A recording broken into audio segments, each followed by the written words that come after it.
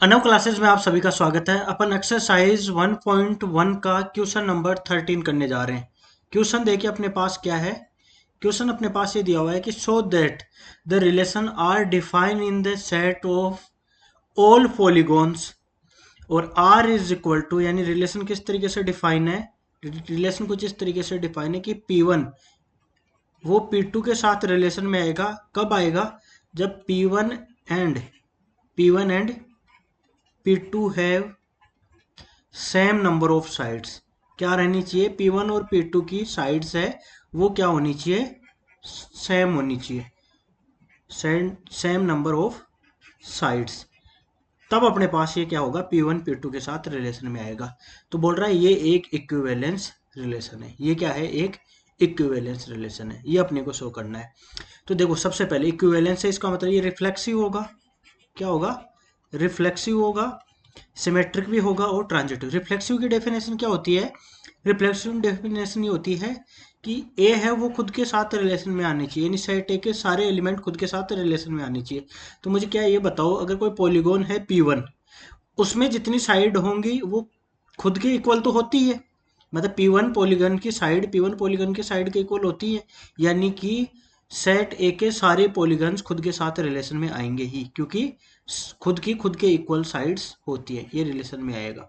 इसका मतलब क्या हो जाएगा? ये एक रिफ्लेक्सिव रिलेशन हो जाएगा। Number second, symmetric. सिमेट्रिक के लिए देखो डेफिनेशन क्या होती है। सिमेट्रिक की डेफिनेशन होती है कि if a comma b belongs to R, यानी ए बी के साथ अगर रिलेशन में है तो बी भी ए के साथ रिलेशन में आना चाहिए।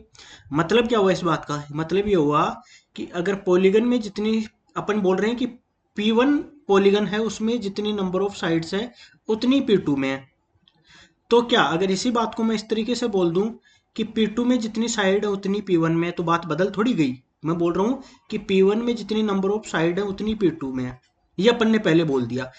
तो इसी बात को बोल देते हैं कि P2 में जितनी साइड है उतनी P1 में। तो बात तो एक ही हुई। इसका मतलब क्या हो जाएगा? सिमेट्रिक भी हो जाएगा।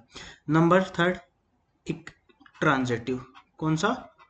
Transitive relation. ट्रांजिटिव रिलेशन की डेफिनेशन क्या होती है कि if a comma b belongs to R and b comma c belongs to R imply that a comma c भी बिलोंग करना चाहिए आर में। बोलने का मतलब ये हुआ कि P1 कोई पॉलीगन है उसमें नंबर ऑफ साइड्स हैं वो P2 के इक्वल है। इसका मतलब ये रिलेशन में आ रहा है। और साथ में अपन ने पहले से ये बोल दिया है कि P2 में जितनी साइड है उतनी ही P3 में, यानी ये भी रिलेशन में आ गया। तो मुझे ये बताओ, P1 में जितनी नंबर ऑफ साइड है वो इक्वल बोल रहे हैं अपन P2 के, और P2 में जितनी नंबर ऑफ साइड है वो इक्वल बता रहे हैं P3 के। तो क्या P1 P3 के इक्वल नहीं होगा नंबर ऑफ साइड्स में? बिल्कुल होगा। यानी P1 है वो P3 के साथ भी रिलेशन में आएगा, यानी क्या हो जाएगा? ट्रांजिटिव भी हो जाएगा। यानी ये रिलेशन कौन सा हो गया? रिफ्लेक्सिव भी हो गया, सिमेट्रिक भी हो गया और ट्रांजिटिव भी हो गया। यानी कोई रिलेशन रिफ्लेक्सिव, सिमेट्रिक, ट्रांजिटिव तीनों होता है, इसका मतलब वो इक्विवेलेंस रिलेशन होता है। अब इसके बाद देखिए नेक्स्ट। नेक्स्ट ये बोल रहा है, क्वेश्चन अभी बचा है, और क्वेश्चन बोल रहा है कि what is the set of all elements in A related to right angle triangle T with sides 3, 4 and 5। क्या बोल रहा है कि what is the set of all elements in A related to right angle triangle T with side 3, 4 and 5। ये बोलना चाह रहा है कि राइट एक ट्राइंगल का टी है, उसकी साइड से अपने पास वो है 3, 4 एंड 5। 3, 4 एंड 5 है। तो इससे रिलेटेड आपको क्या बनाना है? एक ऐसा सेट बनाना है जो इससे रिलेट करे। मैं बोल देता हूं कि एक सेट बनाया मैंने, उस सेट का नाम दे दिया मैंने ए। उस सेट का नाम क्या दिया मैंने? ए दिया। और उसमें क्या आ रहे हैं? All triangles. क्या आ रहे हैं? ऑल ट्राइंगल्स आ रहे हैं। सारे ट्राइंगल्स का मैंने एक सेट बना दिया। ये सारे राइट एंगल ट्राइंगल्स का मैंने एक सेट बना दिया। तो क्या बन जाएगा? वो रिलेट करेंगे, ऑब्वियसली बात है, रिलेट करेंगे। यानी कि ये अपने पास क्या हो जाएगा? इस बचे हुए क्वेश्चन का जवाब हो जाएगा।